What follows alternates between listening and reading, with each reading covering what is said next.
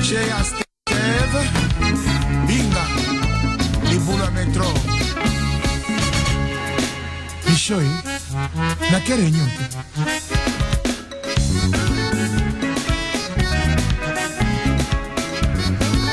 Eddie mon cher.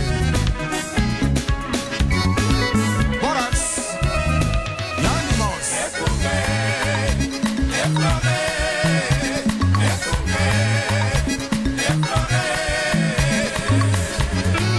Cercle musique,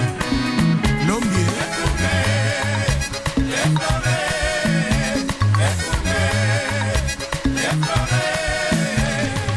Mutualité Bana Saint-Paul, toujours meilleur. Toponi Okunga Okamba, Bana Saint-Paul et papa, Ofle,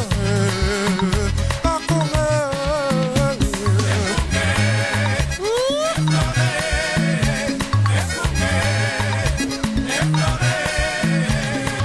Biso Bana Saint-Paul, Toponi O papa, Tolingi Boboto, Tolingi Boneko, Tolingi Esengo. Bandeko balandi radio lisanga to tondi bino bo tondi mingi pona fidélité na bino na pokwa ya mokolo mwa lelo mokolo mwa jeudi 15 décembre 2011 tokutani susu na nzela ya radio lisanga po tokabola ngonga oyo ya motuya ndenge tolobanga na bino tango nyonso de 19h à 20h radio Lisanga esalami na fondation Lisanga point de soutien congolais chaque mardi pe jeudi tozoza na bino bokoyokeza wa bino yesu kitenge nde tokoyebisa bino boye ya solo matoi ate ezali mangbongi kasi elekaka moto na molai te oyo ezali mpona koloba na bayeba fraude na l'élection en République démocratique du Congo matoi mangbongi yako boya koyoka ba revendication ya peuple na opposition kasi matoi ile kaka moto na molai te eza na mingongo oyo ekotomba naka ko dénoncer manque ya transparence na processus électoral ko dénoncer ba irrégularité toloba ba fraude oyo esalemi kuna toyoki mpe na États-Unis na Russie bango mpe bakoti na kati ya danse nsima ya communauté européenne oyo tokoyebisa bino etumba ezali be ya peuple congolais ndenge tolobanga na bino ntango nyonso ezali yo moko nde kotelema makambo na yo pression ya peuple yango moko mpe clarté ndenge ebimi na situation ya bafraude nde sikoyo batémoin po boyebi ete baobservateur bazalaki kuna balobaki deja na baobservation esalemaki ndenge toyokaki na présence ya baenvoyé spéciaux mosusu ya bamédia mpe ya baétranger ezalaki en faveur ya Etienne Tshisekedi vote ndenge elekaki balobaki azalaki na majorité moko large kokamwa ndenge résultat epesaki ndenge mosusu mingi te pamba tengo imulunda aza moto Joseph Kabila tia wana ndenge atiaki malumalu na batango wana elekaki na 2006 kasi vérité ezalaka nde eloko oyo bakokaka koboma yango te bokoki kozipa yango kofrene yango kasi bokoki koempêche yango mpona pusana te tambola te kende liboso te ata boti yango mikakatano ndenge na ndenge suka ekomaka be na destination na yango wana ezali po tofungola programme pokwa ya lelo ndenge tosalaka na bino toyaka na bino mpe na baréflexion po esala ete toyeba ete mitu na biso esengeli esalaka tokotonda bino botondi mingi na ndenge bopesi temps na bino oyo mpona radio Lisanga tokabolaka na bino masolo ezali kaka ya biso moko te na oyo boyebisaka biso mpe tokomisaka yango na radio solo tosalaka yango pamba te na ngongo ya motuya oyo esengeli mpenza ezalaka be boye ezali bokutani ya biso na bino tokabola ba masolo na ndenge toyebeli po esalete tozala toujours ya kotelema. Pays-Bas pe esi telema poso moleki toyesaki bino na radio Lisanga te moko mercredi ezalaki na démonstration esalemaki na denar na lae na Pays-Bas o bato bakendeki okotisa memo na parlement moko mwalobi mercredi omoleki ya le 14 décembre 2011 ezalaki na démonstration esalemaki na ministère affaires étrangères kuna pe memo ekendeki kokotisama pona kaka tina ya fraude électorale pe ba violation ya ba droit de l'homme ekosalema na régime ya Joseph na bango Kabila oyo ba kotiaka ye boyebi ndenge akota na 2011 après assassinat ya Laurent Désiré Kabila sans aucune base juridique il a komaki président et en 2006 par voie ya ba fraude bimaki ba déclara qui est vainqueur ya élection ou a gagné quitté sikoyo na 2011 lisusu oyata moto ya simbaka ye na 2006 parmi bato basimba qui est bien sûr Vital Kamerhe ndenge sikoyo akendeki na opposition alobaki o eza to tangi ye kaka na mikanda te me toyoki pe voix na ye alobi boye ete eza likambo ya kondima te kokamwa oyo ke na 2006 Joseph Kabila azalaki na popularité ata ya malonga te na Kinshasa et sikoyo na 2011 azwa presque moitié ya ba voix oyo evote alobi et pourtant akomi lisusu moins populaire na 2011 que na 2006. Donc, fraude et salemi ya makasi toki ezana bureau de vote mingi oyo bulletin à vote nango e bungi e monanité pourtant ezaki ofunga bato bayaki ko voter. Solo tokolobaka koloba pe tokodenoncer ka kodenoncer masolo ezebele tosaka boye po toyebete toko vivre. Esika nous sommes déjà mis totondi bino botondi mingi kimia ezala na bino Joël na Amsterdam Zoid toyebete yo penza o Simba Tradition pambate o laksake te radio na biso le kaka na internet te kasi le kaka pe na ba poste ya radio na ingumba Amsterdam pe na nzinga na FM nde yo penza tonda ko botondi po toyebete o Simba Tradition pe toko senga baibanso bakolanda biso sika nso bojwami totondi bino botondi mingi bakolanda biso pe na ba we na nzela internet ezala na Pays-Bas to libanda Pays-Bas to zana bino penza elongo tina konga ya 20h to sengete kimia ezala oboko keza bino yesukitenge Boboto Oneko Esengo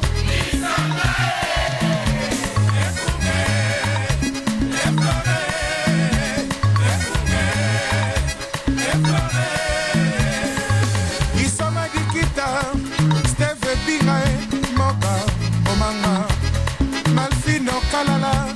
manzenza bangala, tine, moseka naize, obwinge.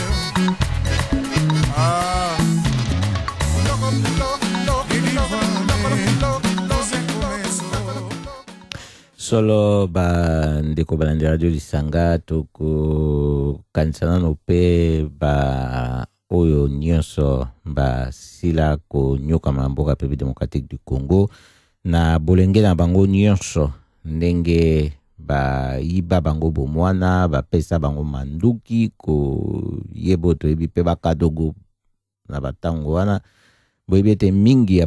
enfant soldat wana to bosa na kabango soki bakoli bakomba adulte bato babosani bamoni ete bakomi mikolo kasi souvenir ya mabe oyo batikala nango ezali likambo oyo biso tokobosa nango noki kasi bango moko bazali ndenge nini bazali bato esengeli kozwa bango en charge te na ndenge oyo batikala ebe ndenge wana kasi koluka kosunga bango mpona s'en sortir na bavi na bango kasi bokonzi oyo toza nango kuna eyi bokonzi te mpona bato kasebe mpona baposhe ya bayo bayi kuna nde yango ekosalaka mpasi komona ete eza jeunesse kaka oyo basimisaki mpena manduki boye te oyo babetaki masasi mpe eza na bayo bakufa oyo bafamili na bango bazanga bango kasi eza mpe jeunesse nyonso ya République démocratique du Congo oyo esubir baguerre badivision manque ya l'état absence ya l'état oyo toza nango na mboka ya République démocratique du Congo depuis 10 ans yango oyo ezosala ete baklasse ya malonga eza te misala ezali te mpona bato ata kutu bakoki koloba ete baherite baconséquence ya régime ya fe maréchal Mobutu Sese Kungbendu azabanga kasi après tant d'années soki bokitisi mboka te na se ya niveau ya pauvreté ya suka ndenge barapport ekopesamaka na mokili elingi oloba ete boza na bino bapomba te oyo bokokaki komatisa mboka yango nde tokanisi bana nyonso bomwana na bango eibami na basituation oyo esengeli mpenza bazalaka na esika nde yango tokosenga etat de droit ya Papa Etienne Tshisekedi po epesa biso nyonso makoki tokoka kointerpele bayebai na bokonzi na ndenge esengeli po kotia bango na ndenge esengeli ete bakoka koremplir bapromese na bango mpe bazala wana mpona peuple. Na loyembo tokanisi Papa Freddy na Apedon solo internet na yo to ndimaka yango ezaka mpenza makasi.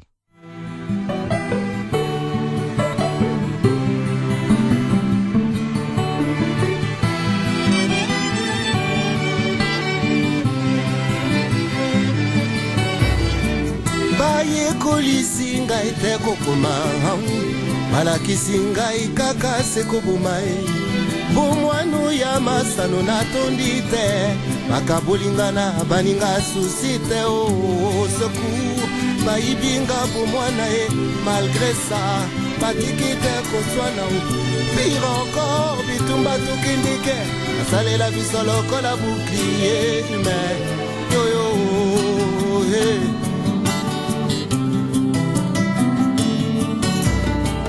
mobotini nyango oya kondima oya ye mwana asekana na moto la guerre commencé oyo biso tondima kwiju ya lioto te makila bato au secours bayibinga po mwana malgré ça batiki te koswana pire encore bitumba tokindike asalela biso lokola bouclier humain yoyo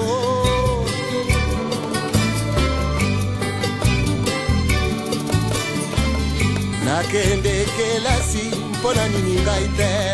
bokolo na makasi esimbi nango ngai te nabloka le faux malade elongo na bakamarade le corbeau et le renard ata na mwa retard nabeta nintendo nabeta mwa judo nateta mwa ndika nasekana na maika nabuka madame sentiment babe jamais nasekana na kebo na modela malebo yoyoyoyo nakende kelasi anga motema pasi ekolier docile eske kozala facile nakabola mikate nasala mpelipa te kukulu elombe mwana nyawo elombe nabeta nintendo mpe nasengeli na mapendo navuzula tomboka na banzotonga mboka nalengela l'avenir na oyanga devenir pas mauvais souvenir je voudrais bien en finir pour un mauvais souvenir je voudrais bien en finir.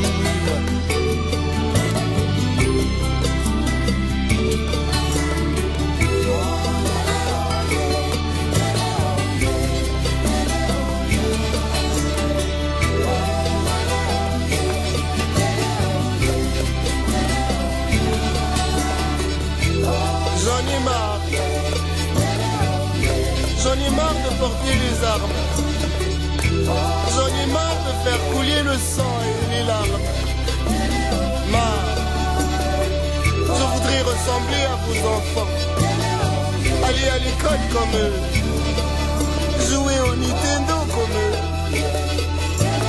Rendez-moi mon enfance, rendez-moi mon enfance.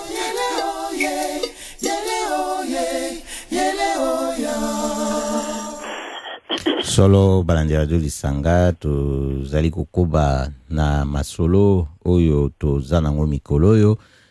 ezali masolo oyo tokoki kobombela bino te boyebi yango etali mingi ndenge processus électoral ekokoba na mboka République démocratique du Congo likambo ya ba dénonciation ya ba fraude ndenge ekosalema pe ba activité nyonso yo peuple congolais ako sala libanda na kati na République démocratique du Congo et pe mpasi yo opposition akomona na ndenge ba koyiba ye ba voix ba yibi bomwana ya bato na biso kuna na Congo bilenge esilite toyokaki pe papa Etienne Tshisekedi alobaki esengeli siko population a kokaye moko kokita na balabala pona a protéger victoire na ye oyo ya ye a peuple nde eza victoire ya ye papa Etienne Tshisekedi. Toza kokoba na masolo awa pe na ligne toza na wabiso Alexis Kalunga l'écrivain. Mbote mingi Alexis sikozali. Mbote monsieur le journaliste ata soki olingaka tobenga journaliste te. Ya solo na lingaka te pona mimonaka animateur ya programme ya Radio Lisanga oyo esalemaka po ya Fondation Lisanga yango wana na lobelaka bongo kasi eloko zo reconnaître nanga eza responsabilité na moko boni pokwa lelo kasi lisolo zango yakaba na biso to masolo parce que mboka eza monene makampe ko salema ebele. Ouais, omoni awa mikolo yo toza suspendu kaka na oyo ezoleka na mboka na biso kuna outi koloba awa ke il faut ko papa Etienne Tshisekedi alobi ako défendre victoire oyo eza ya peuple yango nalingi nabakisa kaka ke na moya lelo ndenge touti kosolola na bandeko baza na mboka kuna tozwi batu na Kisangani, batu na Kinshasa, batu na Lubumbashi, tozwi batu ti kuna na frontière côté ya Zambie na Kasumbalesa, ba mususu na Bandunduville. En tout cas, na koki koloba na mokuse ke tozo eza veillée d'armes. Donc ndenge sango ezotambola na mboka kuna babi Kanambe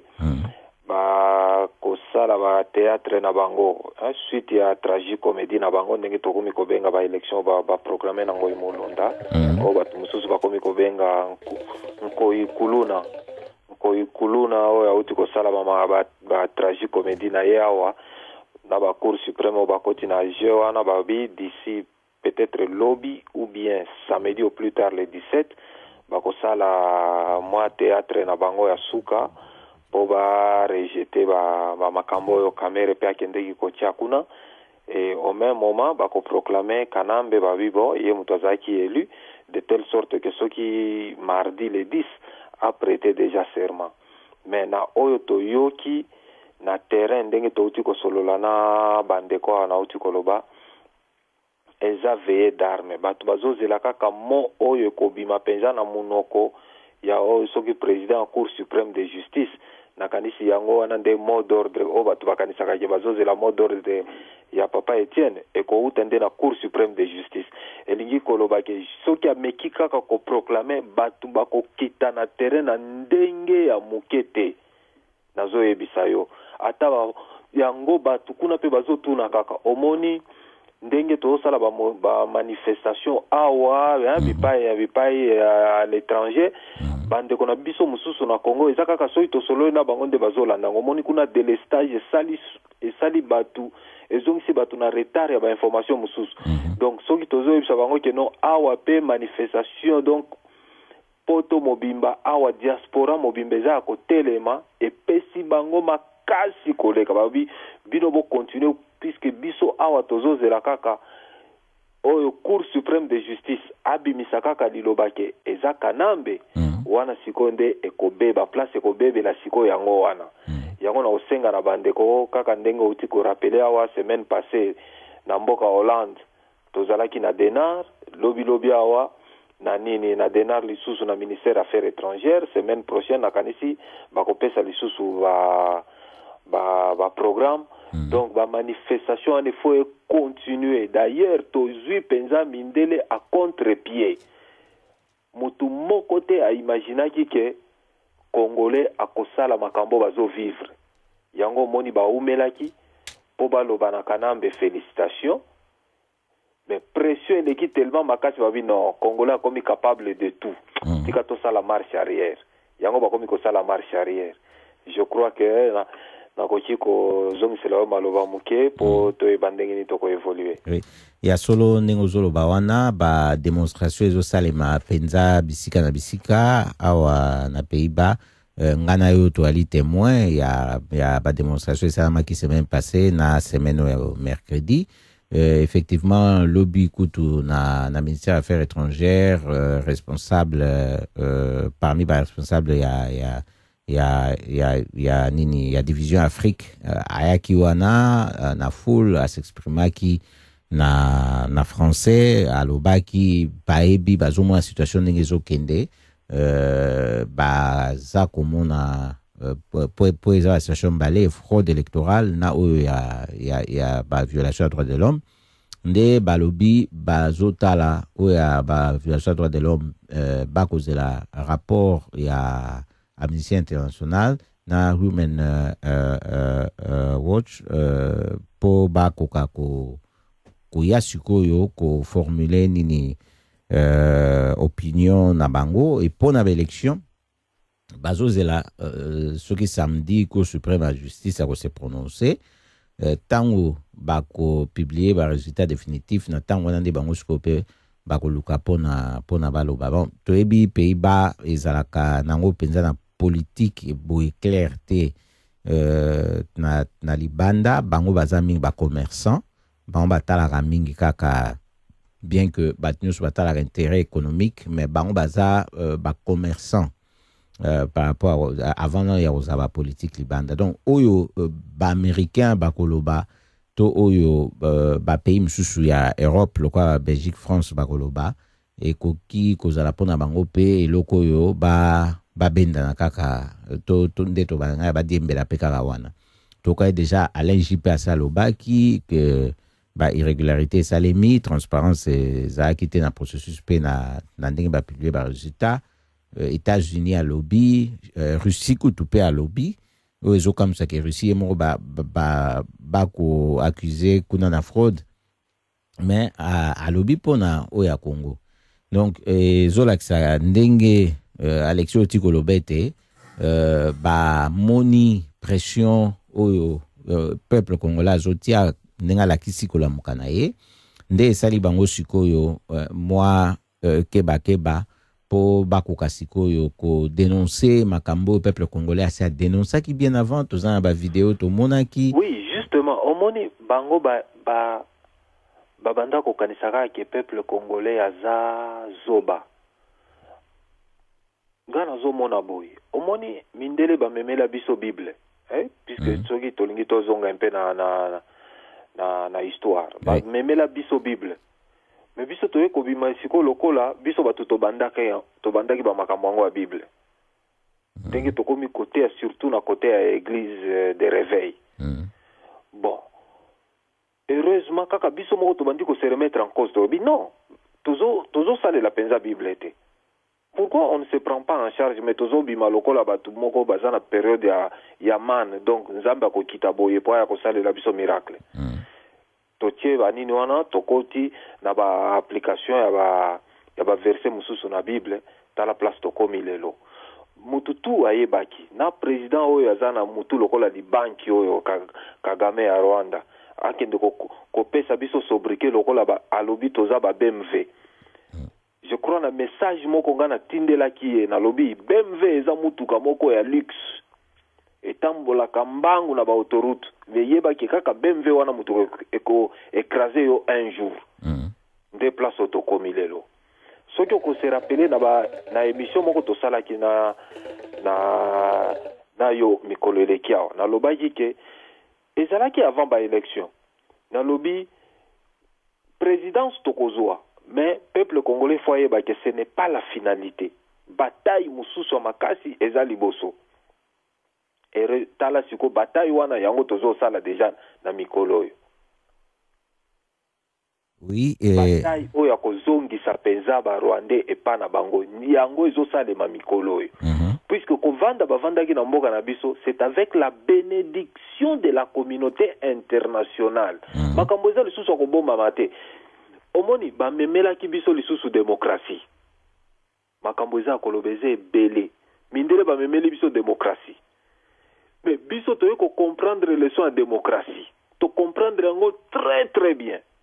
yango monaki na 2006 batricher peuple atiki tolobi bon d'accord biso tolingi alternance esalema na ndenge ya calme tala oyo zoloka lelo tolobelaki yango na baémission tosalaki liboso tolobi bakotricher mais peuple il faut se mobiliser pour contrôler baélection wana donc on était en avance tala l'air baye contrôler penza baélection les premiers aya kobima les derniers aya kobima les premiers ezalaka te yango kuna na kini balobi Etienne ou rien mindele bayebi yango batumbi mituka na Bruxelles awa babloke ba métro kuna na nini na Londres ba dégâts esalemi pembe na Maison Blanche na Afrique du Sud kutu koloba te ba démonstration ezosalema na Hollande na Allemagne un peu partout siko l'air bango bako contredire peuple ekozala hécatombe eza makambo moko ekosalema de l'intérieur et de l'extérieur au même moment. Est-ce qu'on peut imaginer batu bazolo banabiso babi mais mindelo bazo tambola awa un jour tokoya ko enlever bango tokoya ko bomba bango na nini oyo na nini na kitokimosi batu akini babi ba ko enlever mundele moko ba ko vendre ça na kitokimosi bongo ba banda siko ko sala chantage ngana lobi mais peuple congolais donc alandi pe démocratie ndenge ba bandibu ba force kango kuna pa na bango omoni lelo mundele amata akita victoire ya Etienne ese kangi bango na mungongo oya koboya yango aza ennemi ya peuple congolais peuple azobunda yemoko soki kaka peuple asilisi bitumba yemoko toko affirmer leadership na biso au centre de l'Afrique bamakambo oyo docteur Frantz Fanon écrivain martiniquais a comment il y a plusieurs années que l'Afrique a la forme d'un revolver dont la gâchette se trouve au Congo Kinshasa yebake Congo Kinshasa siko tolingi tonyata na gâchette ango mikolo ya solo ndengo zolo bawana na kati Afrique c'est un peuple qui est debout et soki tozana ba dirigeant moko bazota la paix liboso je crois que quelque chose va se passer en Afrique c'est le démarrage avec nos 9 frontières toko pesa leçon na ba 9 pays où ils ont entouré biso. Oui, ndingo lobi wana tokopesa leçon na 9 pays wana eza eloko yo toko zelango na biso moko peuple congolais parce que na niveau ya bato baza na pouvoir bazo koka kotia ba réforme te pe ba respecter esprit nanu ya lettre oyo ndenge ba loi esalameli po déjà to si toyoki na mokolo malelo ete kuna na Cour suprême ya justice kuna recours oyo kamera kotsaki ono ya opposition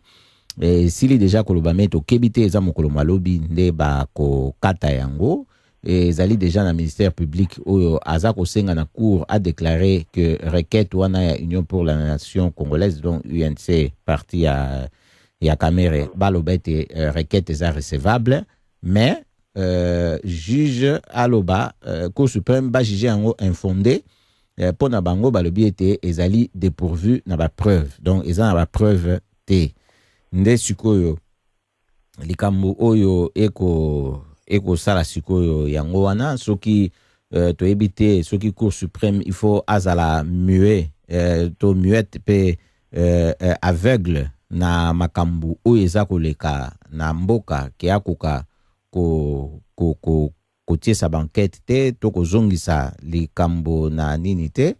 Ngoi Mulunda ye moko asali te ke alakisa pona kokanga bato basaki ba fraude parce ye moko nde mtaza auteur ya ba fraude wana na kanambe na ye siko cour suprême à justice balingi ba jouer kaka na jeu ya ko sala neti que pour jusque là bazo juger makamka na ba forme batikali ko sa jugement moko na fond te alikam ndenge zali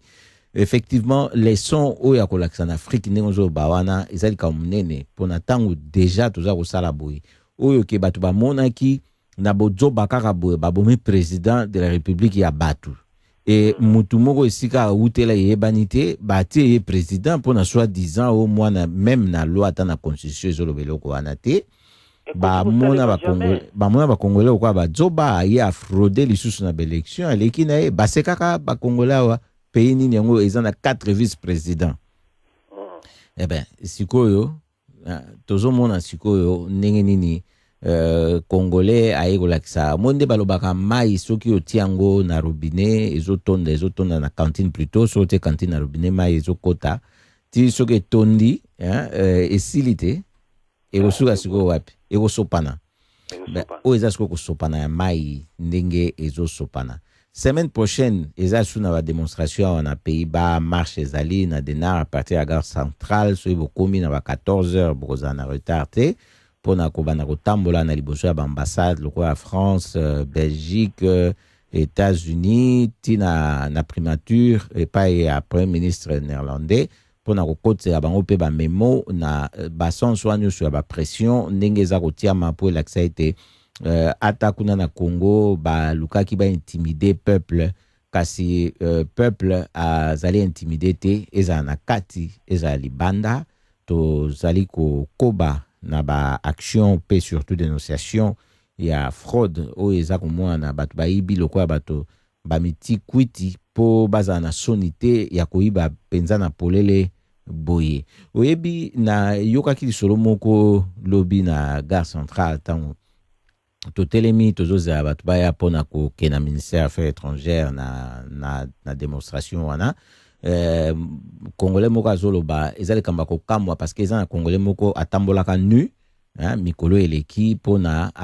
asala ye manifestation contre ba fraude ndenge ezosalema sikoyo remarque eutaki epa ya mutu mosusu non congolais nde alobaki ke mais eza pe européen alobaki mais biso toyebi bino baafricain babiloko yango bobombaka mais oyo bosali ekamusi ebangisi tomoni ke niveau boza nango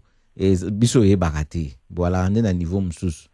po tomonaka mindele meme na match ezobetama boya football omoni kaka mwa likambo moko esalami ndenge wana oyo bato mais oyo sikoyo ezosalama na ntina moko bo bato nyonso to elekelaki bango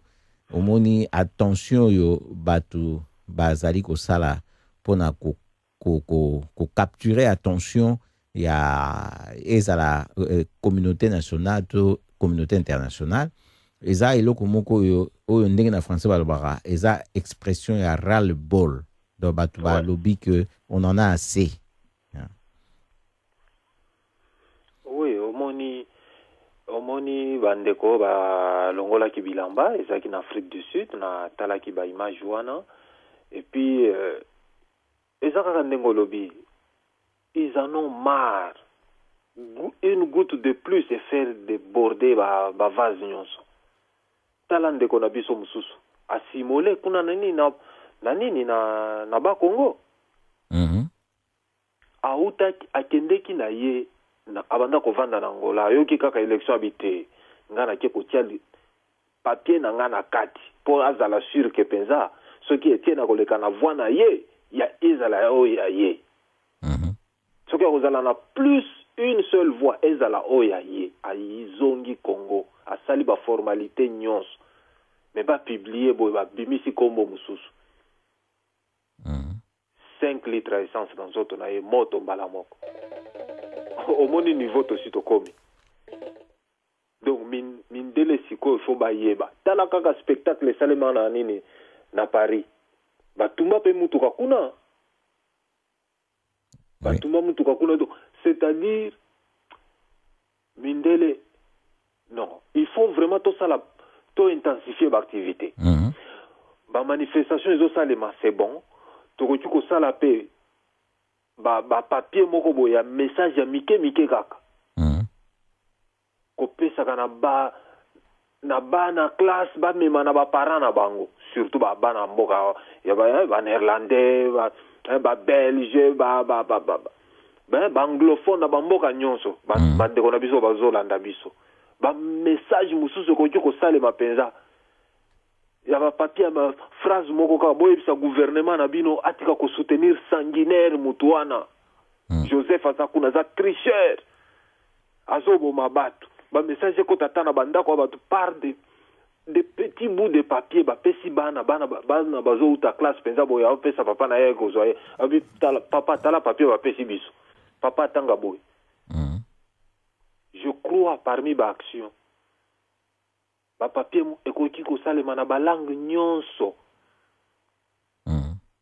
puisque congolais lelo tozo plaider kana biso moko baboma 8 millions plus de 8 millions de congolais Union européenne alobela kangote babomi batu awa depuis campagne électorale na ndenge baye ko sala campagne ezo sila na makila bango bako compter kaka 4 morts journaliste néerlandais o akendeki kuna na hôpital moko po akende kozwa penza ba vraies informations bakidnapaki na ba elema ya police ya nini ya Kanambe enleva mwasi wana bagarda je ne sais pas plus de 8 heures il fallait ambassade intervenir ainsi de suite pour baya ko libérer donc biso moko loko tozo bunda biso moko tokoki pe par de petits messages bandeko bakomi na néerlandais bapanzi ba papier wana eke bao bakendeki ba marche bakoki kokaba ba papier na ba école ya bana ba mema na ba famille na bango pour faire entendre la voix du congolais bako violer batu basi na biso bazo violer kuna na Goma mutu moko ta kolobela bango. Mais puisque un soldat israélien coûte 1000 Palestiniens, je crois que un journaliste occidental ou 3 journalistes par rapport à la dimension du Congo coûteront peut-être la reconnaissance du vote du peuple congolais. Oui. Likamozolo ba franchement, il faut qu'on se le dise. Likamozolo ba ya ba violation ya droit de l'homme. Le papier ekoti kolancer na gare ya ba train na ba école un peu partout. Likamozolo ba ya ba violation ya droit de l'homme to alipe na ba ka oyo ya batu o babande ko sala ba dénonciation wana chebe ya baboma to alipe na firme Ngambi ye aza na prison atobimisa livre effectivement likampe na lingaki na bwakango yango wana atobimisa livre depuis prison kuna azali a parlé na situation ya crise ezali na République démocratique du Congo alobi ezali crime contre l'humanité alobi a parlé na makam depuis ba traite ya ba noir tisiko ya lobby ba régime politique se sont succédés dans la République démocratique du Congo mais tikala toujours cause un caractère autocratique solo Eza c'est quelqu'un à féliciter Firmin Ngambi je le connais personnellement to zanaye à cœur na ndenge ba salaye injustement ko kote la ye ba minduki koluka kokosela ye makambo po ba contradiction ebima na procès na ye eza te mpona toko soutenir ye en tant que défenseur ya droit de l'homme po justement na baaction ndenge na lobi ya kosala bapapier boye tokoki kotia bakombo na bango Kingandi Firmin Yangambi arrêté illégalement incarcéré, emprisonné illégalement, Pasteur Coutinho, tokotia bakombo bato ba yebani pour faire bouger les choses. Le lotoza biso moko ba congolais, Dieu merci. Tobundi, yoka mindele bakomi ko changer langage. Député moko fédéral belge, alobaki abi mais bino ba congolais, bozu diplomatie à contre-pied. Natunaye à contre-pied ndenge nabi, mais c'est pas possible. Ceux qui diplomate abandi, ceux qui na diplomatie babandi phrase boy avant phrase ici la bino ba congolais bozolo ba déjà non. Bokomi ko dévancer diplomatie. Nabi oui, nous nous sommes réveillés. Oui. Banda kala, mais bino do banda ko comprendre bisote. Dieu merci mais boye ko tika que para mutuna bino bo placer kuna asali ke to yana ko bolingo oyo désertaki mitema ba congolais. Bolingo e ko zonga. Ba congolais bazolala lisusu te à travers le monde. Qui pouvait imaginer que toi na ba congolais et belé boye na Australie? Oui. Na ba Chine kuna, qui pouvait imaginer? Atango anzo yango eko bima. Peut-être muto ake 2-3 jours à sombi biloko azongi, mais muto vanda kuna. Et ça na bamboke belé awa batu mususu ba eko découvrir mboka wana do ba congolais bazalaka. Tala nombre. Bolingo zongi na mitema tozo récupérer mboka. Mindele oyo balinga te. Phrase ezaka muke Kabila doit partir. Et il va partir avec tous les autres Rwandais babisengima na bango tout bakotambola. Puisque ndenge peuple akotelema. Oyo akozala souple akosote sur Brazzaville. Akose sauver penza koti Brazzaville. Talaka ka lobby awa, lobby na butu, message moko circulé que Kabila za na Belgique. Ba SMS etamboli. Oui. Batu baluki ekuna. Imaginez siko batu banga kokuta kaka kino aza na hotel oyo. Je crois que ba Belge ba obeta masasi ya. Oui. Donc biso moko toko kanga penza ye penza na maboko boye bien. Donc des places aussi to komi awa. Ezali susu makambo ko bomba te. Si un soldat israélien a coûté 1000 Palestiniens va libérer Bango. Je crois que 3 Occidentaux coûteront aussi beaucoup. Hein. Il y a solo... Puisque ba viol, ba biloko belé, hein. Likambo tikoloba wana Alexis que soki bakuta na kanambe congolais peuple congolais ko kangaye eza penza ndenge wana ye situation komi nango parce que atie ba militaire partout ba juge baza batunaye pona bakoka ko sambisa ete bakanga ete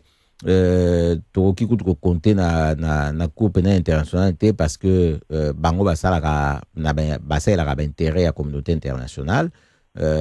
donc to monaki na ba Ceausescu awa peuple emoni mtasuka ka ko kanga président oyo azali ko faire souffrir peuple oyo azali ko yoka États-Unis na makamna ete parce que batu musu ba ko comprendre te que ndenge lobi que ce peuple a kutanaki na ndenge alukaki akwa ko kanga e peuple congolais comme na droit wana ya ko kanga ye parce que ye moko ase amiti ba protection moko yo ke moyen ko croire na ba justice ezali te que e ko ko fanza makambo esa malamu au président azako ndima ba erreur salami na élection mais te na niveau ya ko tient en doute ba résultat. Bon, il faut osala zoba parce que Poutine batie peu pression kuna mais ya lobi ke ba fraude salamité. Soki balingi kutu année prochaine élection présidentielle batia ba caméra na ba bureau à vote pour na batnyo so ba mona ke bazan intention ya frauder te. Mais kasi ye Kabila ndenge nini ayebi que ba irrégularité wana ba erreur ou azobenga ba erreur ezali te na point ya ko remettre en cause crédibilité ya ba résultat. Enquête nini ya sali soki cour suprême akosenga Vital Nenga Kotsaki Vital Kamerhe akotsa ba preuve mais Kabila za ba preuve ya erreur wana tango alobi ndenge wana alobi donc yé alobi justice hein, donc avant que cour suprême ya justice aloba yango ozomona yango likambo lobi wana ke so pepe akutene na ye aza siko na makoki akanga ye. Mais oyo koleka na Kinshasa je suis sûr d'ailleurs ndenge bazo bandeko to sololi na bango puisque ngana lobaka avant kokota na studio il faut na se renseigner dernier développement et situation sur terrain balobi boy soki balobi ako prêter serment tel jour ako prêter ngo kaka na ba congolais o bazawana et tokotala na no place nini ba kokotela po ba kende kosala ba comédie wana président oyo akomeka konyata président mususu oyo akomeka konyata penza mabele ya Simon Kimbangu bakoboma ye na nzela ya njili wana baobi bakobloke bato bakobima brusquement tala kaka kote wana ndenge eza monde baobi bakobima soki bango bamataka bahélicoptère bakende kokota soki basala baceremonie na bango mais soki balobi penza batambola na balabala boye tina nini tina soki na palais du peuple soki na palais de la nation Mawatro et aussi mbate peuple aza déterminé balobi ceux qui babimi 4 millions peut-être à koki koboma 500 et salié somme amomi 1000 et salié somme yemo kwa kimi des places toko lukise partout puisque kalate a ba manifestation ko banda contre l'Angola l'ambassade ya Angola ekozala ba cible l'ambassade ya Rwanda ekozala ba cible kutu batu mususu na Belgique kuna bazoloba so ba kutani siko na Rwanda boye na nzela il faut to banda régler ba compte wana puisque otozo vivre lelo eza exportation ya conflit utututi na Congo baye ko vendre la biso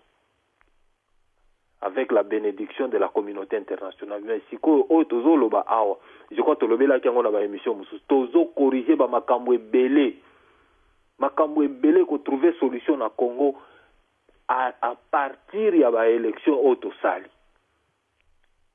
Peuple a récupéré na no pouvoir na ye, a pesi na mwana mboka.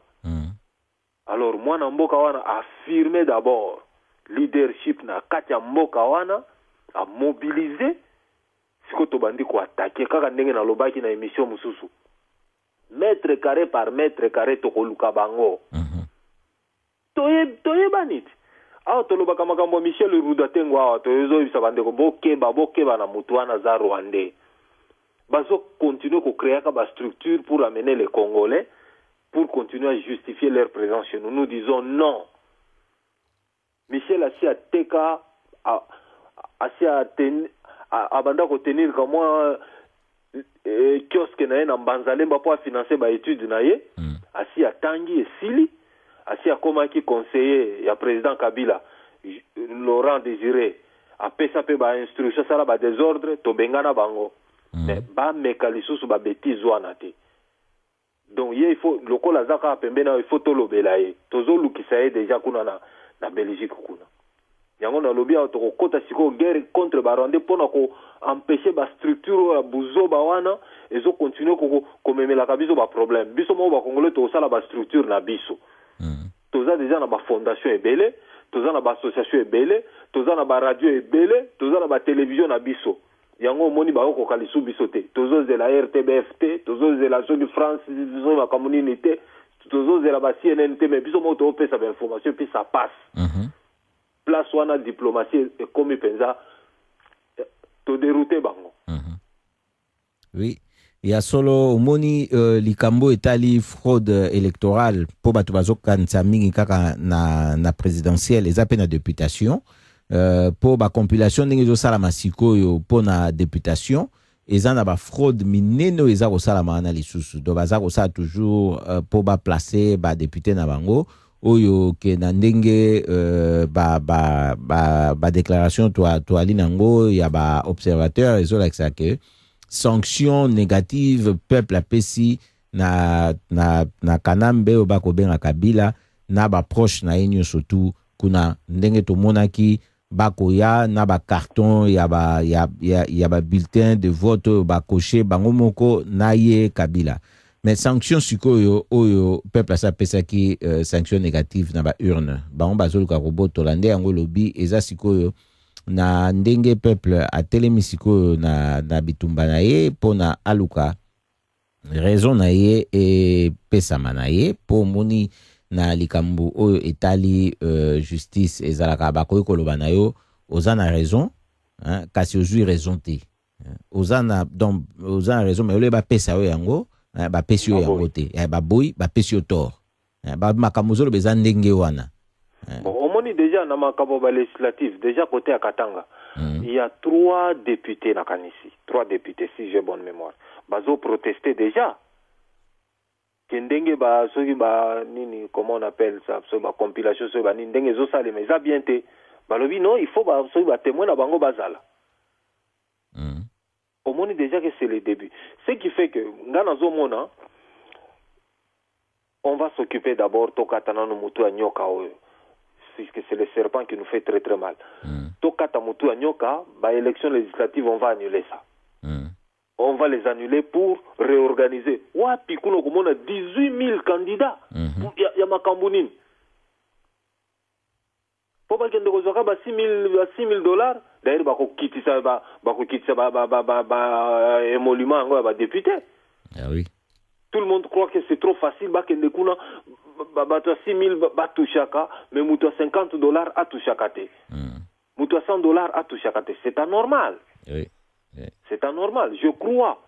on s'occupe de la présidence et puis tout de suite après le peuple va se mobiliser. Dengue kaka toza mobilisé à travers le monde. Nous allons financer les élections législatives. Et bon il y a ne fût que $5, je crois que Tokozambongo. Tokozambongo pensa organiser l'élection qu'on a bisomoko. Do total la siko batu o bazaki pembe na kanambe bakoya ko tia ba candidature na bango ndengeni. To komi basakani mingi na mboka wana. Basakani mingi na mboka wana. N'importe qui akoleka na télévision pour n'importe quoi. To komi pusana na suka ya programme na biso tolingaki pona o loba na bokuse poto clôturer soki okomona ndenge nini na sango moko toti koyoka ete ezali na kengo na ba candidat misusu na présidentielle mais tomonaki kombo ya Kamere na Papete Tshisekedi te bango bakosenga gouvernement ya transition esalema pona koluka koorganize baélection misusu ya sika. Nazo ebisayo kengo wa dondo fait partie ya groupe ya batuti o il faut ba quitter territoire congolais. Yeso ki abotama ki po azala kaka ministre, je suis vraiment désolé. Asi akoma ki premier ministre pa na biso, il s'est enrichi, allez, et koki bongo, asi mbanzela akende. To ana besoin ya gouvernement de transition na ba kengo lisusu te. Ba to ana tosi tolemba bango. Yango babimisaki ba liste moko lokuta na ba Kagame pour contester peuple congolais. Oui. Peuple congolais a besoin de gouvernement wana te. Précision liste ya lokuta oyo ba koselaki ke Papete Tshisekedi asali gouvernement avec Kamere premier ministre. Oui. Bango wana na ba kengo mutu bazo balingi ba détourner attention na biso ndenge ba salaki ba makambo wana période ya ba troisième voie. Toyebi yango. Oui. Heureusement Cardinal Mosengo à se ressaisir, à dénoncer Makambo bien avant. Donc Makambo wana na banyamusi baza manipulé, Adam Bombole baza manipulé. D'ailleurs Adam Bombole na bakengo baka batu moko. Oui. Talaka ndenge bazali. Merci mingi. Merci mingi. Merci mingi Alexis Kalunga vraiment pour na intervention na yo et pe ndingo lobi na likambo ya distraction bazungu memela batu na bakengo na batu na ye penza to sepeli mingi na intervention na yo ndenge tosali programme ensemble tokosenga ete balandi radio lisanga mpe batonda yo botondi. Merci mingi esika ozali tokokoba na radio lisanga sikoyo kaka tokabola na bino minute moko oyo mpo topesa bino au revoir. Ciao ciao. Solo balandi radio lisanga tozali na bino na minute moko awa tokotonda na bino botondi mpo bozala te poso moko ya eza esusu na marche na Denar ndenge toyesaki bino à partir ya 14h kokutana na gare centrale kuna. Très chers amis de la radio Lisanga, vraiment encore une fois, spécial dédicace. Nous sommes arrivés presque au terme de notre programme de ce soir. Vraiment, le plus rapidement possible, on va écouter ces morceaux qui s'appellent seulement Traumatisé, mais l'instru il passe pas, mais on va écouter notre instru. Et j'ai l'honneur de vous présenter Lasco. Tu peux pas passer en visible comme ça. Si tu peux dire ne fût-ce qu'un bonsoir. Bonsoir l'Afrique. Ouais, vraiment bonsoir. C'est la famille et c'est la radio Lisanga qui est faite et soutenue par la fondation Lisanga, qui est le point de soutien congolais ici aux Pays-Bas. Ouais.